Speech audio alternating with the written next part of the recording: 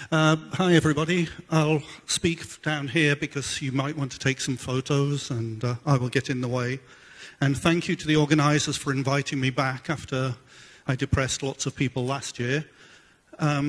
So I brought some more interesting findings from the world of the internet. So this morning and the previous speaker have been speaking specifically about porn, how it relates to kids. What I'm going to talk about is some more general things and things that I think are going to affect everybody very soon. So I'll get right on with this.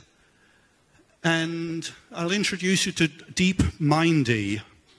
So DeepMindy at deepmindy.com, you probably only want to look at this through some sort of safe browsing thing. DeepMindy is a take on the words of Google's project DeepMind. And DeepMind is an artificial intelligence project. So, as it says here, computers driving our cars, beating humans at Go, nonsense. We all know what they are for. AI is for porn. Artificial intelligence is for porn. And what you can do with Mindy, you can ask Mindy, so you can upload your image, or you can browse the image that is already on this site. So what this is a search engine for porn. And the way the search engine works is that you can take a photo of somebody you like, and you can upload it to this site, and then it runs a facial recognition algorithm. So when you put your photo on the site, it begins to run facial recognition, and it produces results. It produces results from porn that it finds somewhere on the internet. I don't know whether it's its own database, or I don't know whether it's just scanning stuff. And you get a page like this. And you can see, theoretically, this is looking like if you upload a photo, this will scan your photo and produce people that look like the person you have uploaded. And it has some other characteristics. You can find things, you can look for faces, and you can fap. I'll come back to that in a moment. So, the other characteristics. You can press this to add more faces of the same person to improve accuracy. So this is great. You can help the database, you can help the program find people. Or you can press this button at the bottom to view the full photos associated with the faces. And then you have the FAP button. So fapping is what young people generally on the internet call masturbation. So when you want to masturbate, you hit the FAP button, and then you see the photos in all of their glory. However, the interesting thing about the photos is because it's just a facial recognition software running, it's a facial recognition program, it just recognizes faces. So the photos could be porn, or they could be something else. They could be any photos that are out there on the internet. So I'm not sure if this photo or this video from 2004 later turns into some sort of porn thing, or whether it's just a random photo that was taken on the internet, that's on the internet.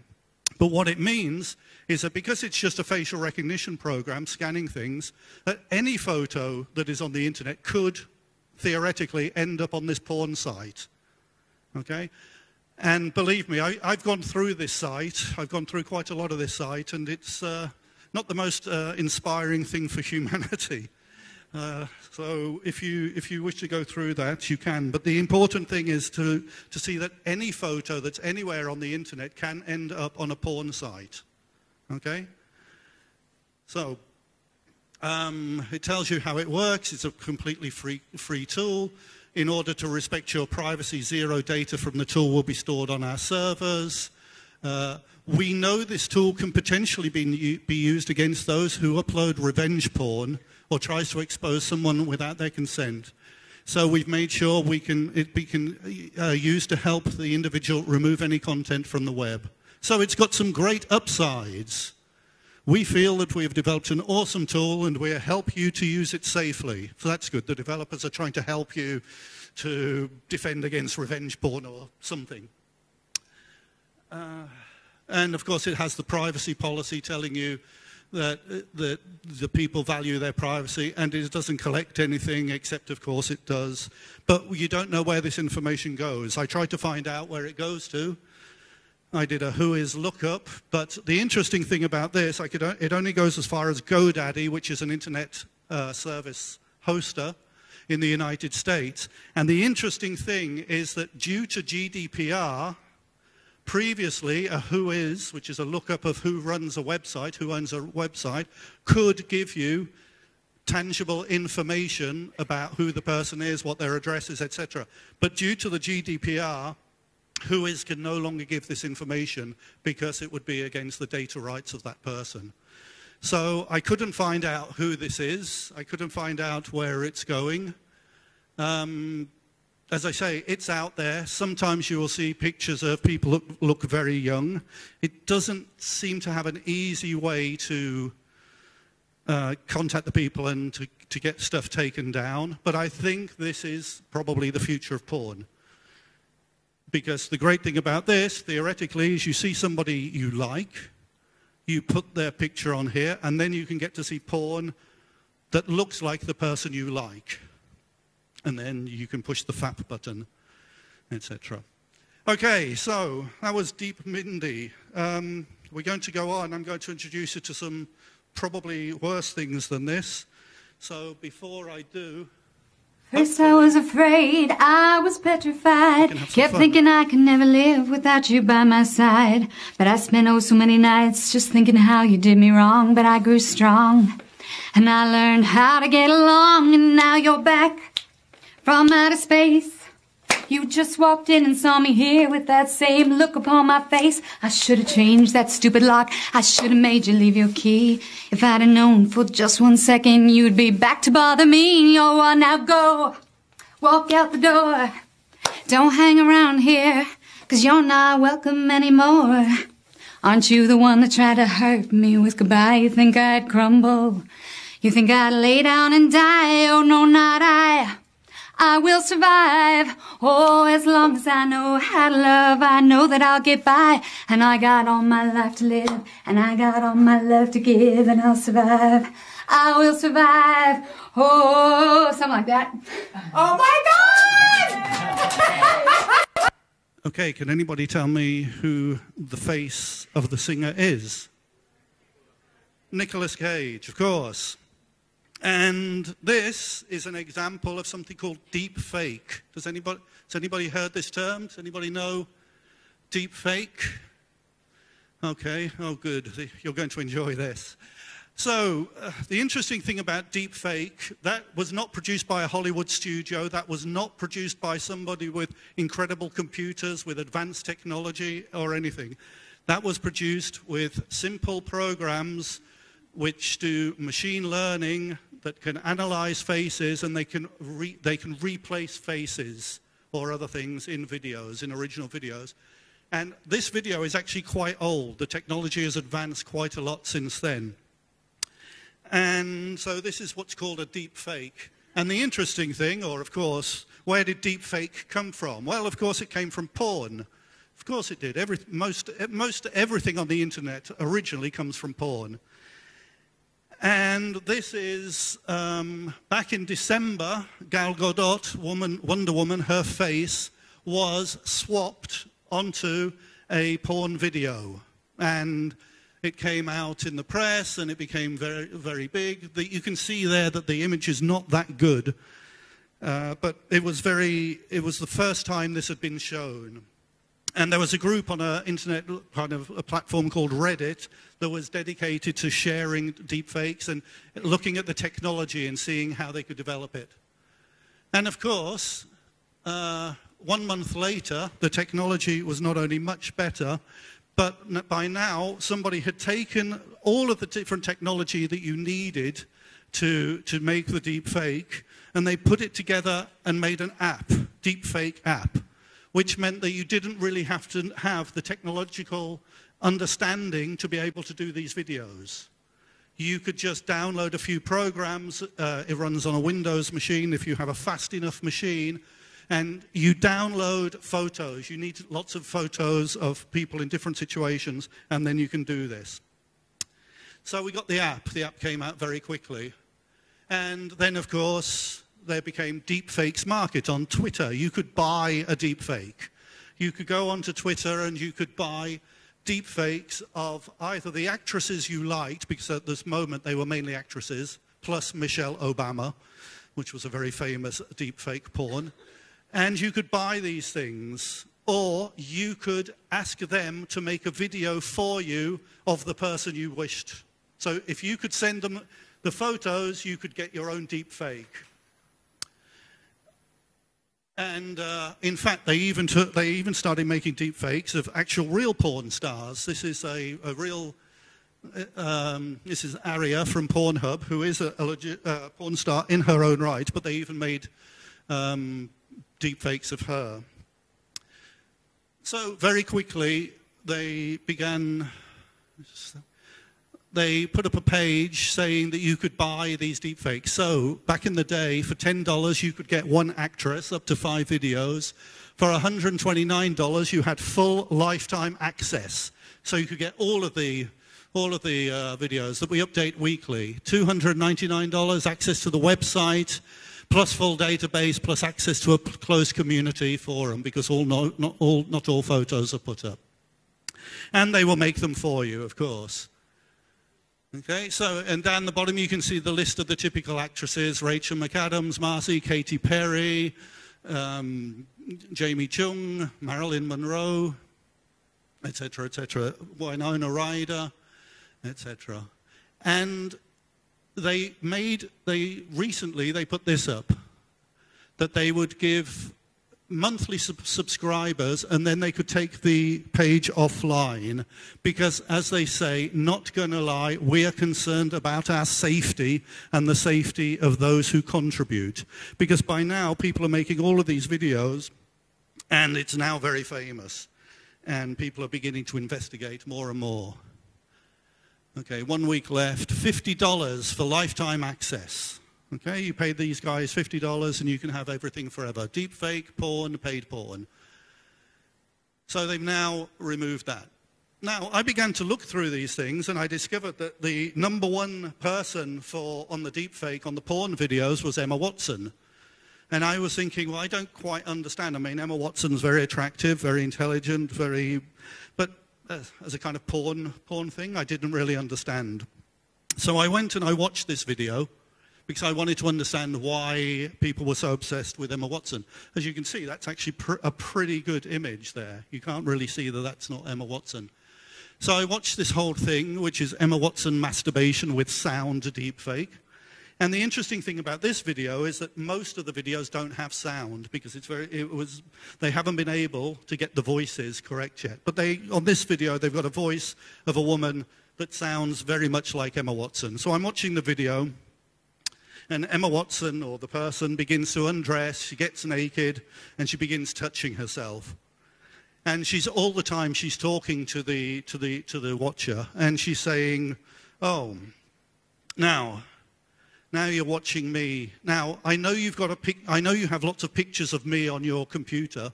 Go and find the picture that excites you the most, and put it on the screen. And now, can you imagine me sucking your dick? Can you imagine fucking me? Could you imagine when I was 8 years old, when I was in the Harry Potter movies? Could you imagine that?" And finally, I understood why everybody was obsessed with Emma Watson. Because most of the people making deepfake grew up watching her in Harry Potter films. And so these are now the people that are making the movies, and they probably always had sexual fantasies about her when she was in Harry Potter movies. Okay. There are more films about her than anybody else, but there are all of the typical actresses. But it goes beyond porn.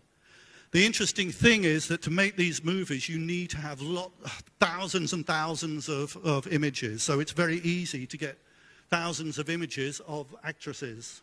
You can just download big files of that.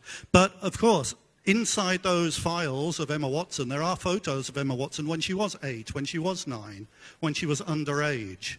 And so a lot of the deep fakes people won't touch those things. They're worried because obviously it would be illegal to use that stuff. But if you want to make this stuff yourself, if you're interested in making it, you can go to Deepfakes Club and you can get all the tutorials and you can find out how to do it. Because it's not just for porn. Lots of people have used it for other things, for political access and things. Here's one possible example. An industry of deepfake stunt doubles. So while Hollywood is complaining, soon they will be able to simply buy the rights to face and voice. Now this, of course, has already happened in Star Wars. We already have dead people being recreated on screen in movies. So nothing new there. This was a good one. There was a deep fake of Bill Gates used to try to get people to send money for an insurance company. Because, of course, everybody trusts Bill Gates, right? You're going to give Bill Gates your money. So this is another use of deep fakes. It could be something that could be used to try to scam people out of money. Here's a deep fake that was made with George Bush speaking, but the face was Obama. Okay? So this becomes to mean that we can actually manipulate politicians and get them to say what they think. The real danger of machine learning AI is not robots, but other uses. Fake news, deep fake, phishing emails. How will we live if we don't know what's genuine anymore? Anyone could be framed with fake evidence. Here we go. Alice murders Bob while David films it. Alice uses deepfake software to superimpose Carol's face onto her body in David's video. The video is submitted as an anonymous tip. Carol is convicted of murder with video evidence because we trust video. We trust video. We trust that anything that's on video we can believe. And of course, very quickly, deepfakes was used for revenge porn. It was used for stalking. It was used to harass women. So in California, there was an advisory on domestic violence to help to try and prevent and stop deepfake abuse. The article's available online. It's using fake video technology to perpetrate intimate partner abuse.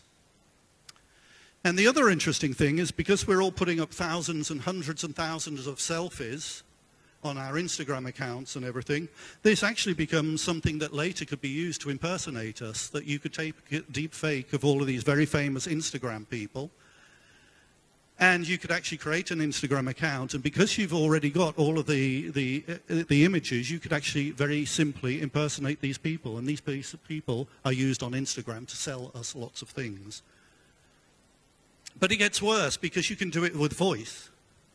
And with voice, you only need 3.7 seconds of audio to reproduce a voice, to clone a voice. Baidu, a Chinese site, can clone your voice after just a minute of audio. And Adobe is developing Photoshop from your voice. So the Lawfare blog, a very, very interesting blog, posted this article, A Looming Crisis for National Security, Democracy and Privacy. Because deepfakes can be used in these ways. And you may think, why am I talking about this in a thing where we're talking about porn and kids? What's going to happen when this deepfake app becomes available on everybody's mobile? When everybody's got a cell phone in their pocket and they can just take a picture of their teacher, they can take lots and lots and lots and lots and lots of pictures of their teacher, and then they can very simply make a porn film with their teacher, or with classmates, with people in the classroom, with other people in the school. Because that's going to happen. Very soon, that technology will get reduced more and more until all we need to do is to have it on a smartphone, and then it will be very, very easy to go out and for us to take pictures and for us to make our simple videos and in the school. Okay? This is not far away.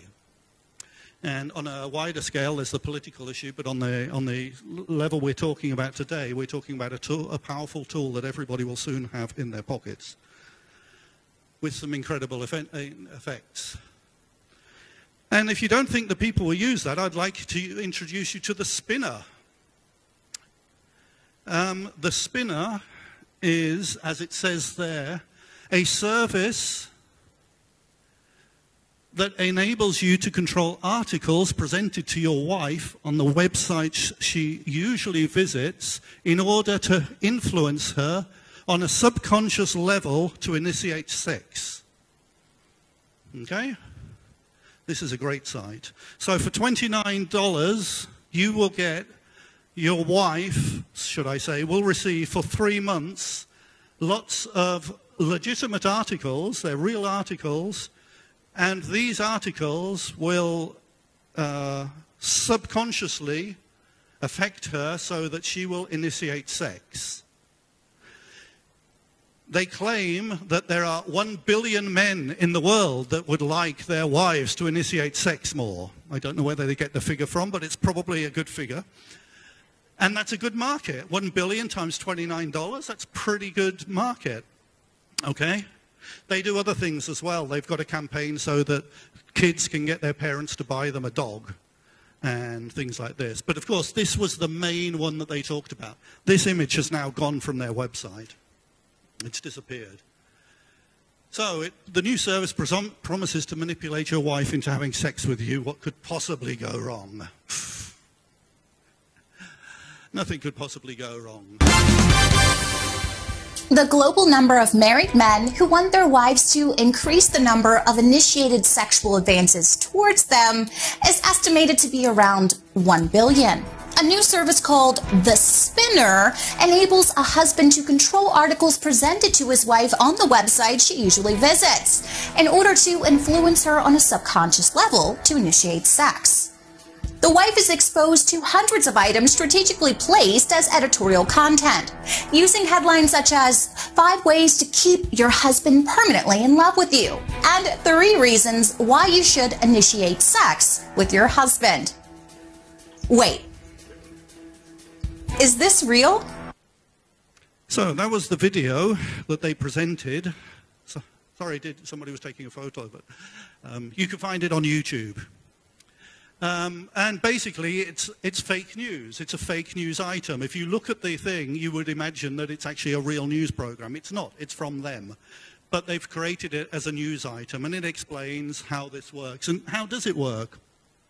The spinner sends you an innocent link. You send the link to the target, your wife, via text message. When the target presses the link, the cookie connects to the link, goes onto the phone. From this point, the target will be bombarded with articles and media.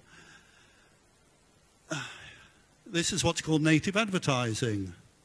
And is it legal? Yes. This is what all websites all over the world do all the time. There is nothing illegal in this.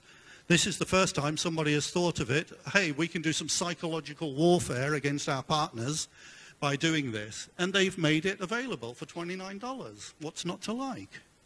You know, that's a good service. And if you go and look at on the website, the clients, they all say, great, $29, very well spent. But it's all anonymous data. To avoid any potential legal issues, Shelfer, who is the boss, states that officially men purchasing the service are instructed to show their wives the terms and conditions so she can choose to opt out if she does not agree to the service. Hey, no, I want that. I really want this service. Yeah, I want that. You're supposed to refer her to the privacy policy and let her know that you are doing it. But some users don't do it.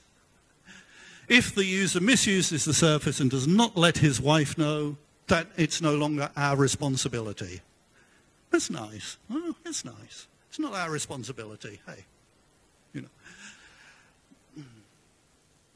It's curated content and they take the information that they already have, the existing data they get about the person, and they make it specific. They craft the type of headlines. For a young woman, we would use a short headline. For an older woman, a longer headline. And for a conservative woman, we show how to strengthen marriage life by having more sex. Okay, we understand demographic and geographic information, gender, religion, psychographic data, what she purchases, what car she drives to target the specific content. Okay, so it's good, it's sophisticated stuff. talking about Cambridge Analytica, the spinner thinks that his service is good. We are giving the services that are typically available to big companies to the common man. If you wanted to do this campaign 2 years ago, you had to go to a big agency, but now you can do this for $29. Okay? So you can do psychological warfare on your partner for only $29 a month.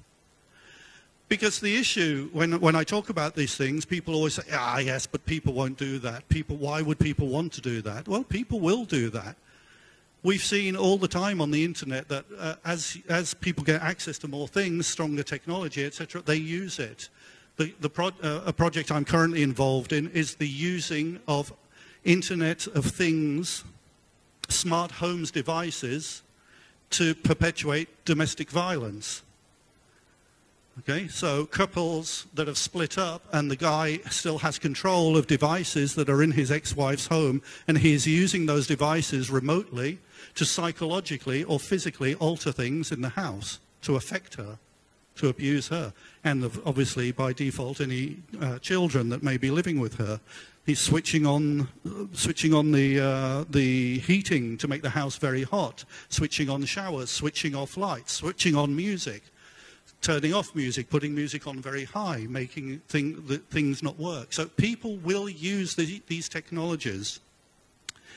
People will use them all of the time. And these things are becoming democratized, as this guy says, something that in the past you needed to spend millions of dollars on a big ad agency can now be yours for $29. And these prices will come down. The prices will always come down on these things. So it won't be very long before you'll be able to get simple services like this for a few bucks, for a few dollars. And then what happens when we are all receiving information which is designed specifically to influence to do things like have sex more often, or that's including pictures of our teacher having sex, or etc., etc. Okay? When all of these things, and voice, when we are reproducing people's voices with very simple applications, then we become in a crisis situation, because up until now we have trusted our eyes. We have trusted what we see on videos. Videos have always been manipulated. That's true. Film has always been manipulated. But we've got to a situation now where what we have trusted for the last 100 years or so, since we've had access to film, to video, where we have believed that if something has been filmed, it can be guaranteed. We can say that it's correct. We can say that this really happened. And this is no longer happening, and it's now available to anybody for $29. I'll stop there, I think. Or maybe I'll just... Oh, I just wanted to mention this one, yes. Because also the companies are making more things. The Google Assistant can now phone and impersonate a real person and make appointments, etc. And it actually fakes a real person by pausing, by saying, by saying, ah, oh, I can't do Wednesday. Let me look in my diary. Wait a moment. Oh, yes. So all of the companies are making these applications which are designed to confuse us, which are designed to enable us or enable them to use technology to have us believe something that it is not. Okay? So here you can select all the squares that match the label Sarah Connor, but please don't do that. Do not help Google to find Sarah Connor. Okay? Google could find her on their own from Terminator. I'll stop there. Does anybody have any questions? Get us out of here. Help. I don't want to know anymore. Yes? I had a quick doubt. I actually thought that the movie that you showed us about this system, the spinner, was a deep fake. Okay, so yes, in a way it was. It was a fake because it was a fake thing made to look like real news, but with the objective of selling us that. But no, I or somebody else hadn't faked that. It's just all out there. Anybody else? Okay, have fun. Sorry about that. Try and enjoy the internet.